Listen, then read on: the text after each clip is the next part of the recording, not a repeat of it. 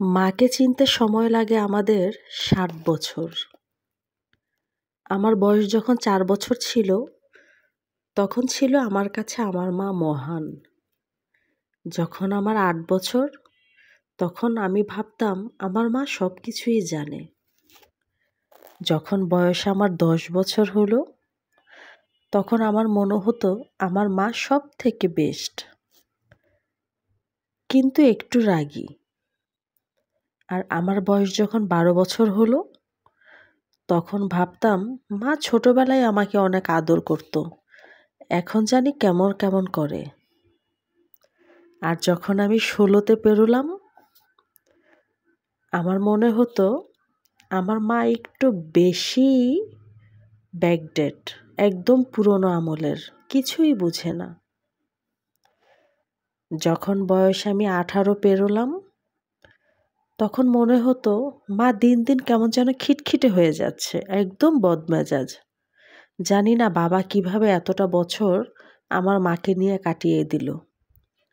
যখন আমি ২০ থেকে ২৫-এ পেরোলাম, তখন আমার মনে হতো না, মায়ের সাথে থাকাটাই একদম অসহ্য।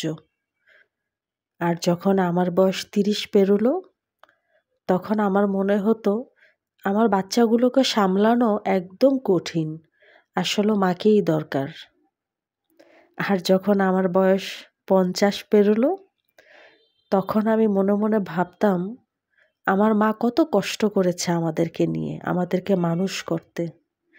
যখন আমি ৬০ বছরে পা দিলাম, তখন আমার মনে হতো আসলে আমার মাই মহান।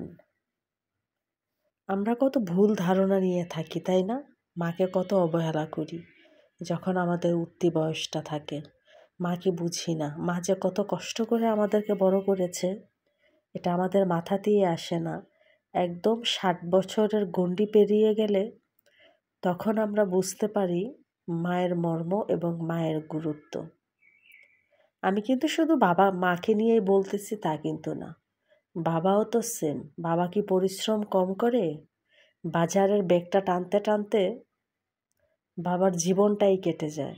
আর বাজারের ব্যাগের ভেতরে শাক, সবজি, তরকারি নামিয়ে কি দিয়ে কি রান্না করব, এটা ভাবতে ভাবতে মায়েরও দিন পেরিয়ে যায়, বছর গড়িয়ে যায়। অনেক কথা বলে ফেললাম। কথাগুলো বলতে বলতে কিন্তু আমার মাছের কোপ্তাও ভাজা হয়ে যাচ্ছে। এই মাছের কোপ্তাটা আমার ছেলে মেয়ে দুজনেরই অসম্ভব পছন্দের ছিল। এখন যখন আমি কোপ্তাটা বানাই, আমার আর গলা দিয়ে এই কোপ্তাগুলো যায় না। মনে হয় কোথায় পড়ে আছে আমার ছেলে মেয়ে দুটা, আমার ২ চোখের ২ মণি। ওদেরকে যখন আমি ভাবি, তখন আমার আর এই খাবারটা আমার গলা দিয়ে নামে না। আমার খুব কষ্ট হয়। ভালো থাকুক আমার ছেলে মেয়ে, সবাই তাদের জন্য দোয়া করবেন।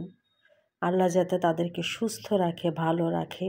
আবার যেন দিন শেষে, বছর শেষে যখন তাদের সময় হবে, আমার বুকে যেন আসতে পারে। ভিডিওটি যদি ভালো লেগে থাকে, অবশ্যই একটা লাইক, কমেন্টস করে পাশে থাকবেন এবং ইউটিউব চ্যানেলে সাবস্ক্রাইব করে দিবেন।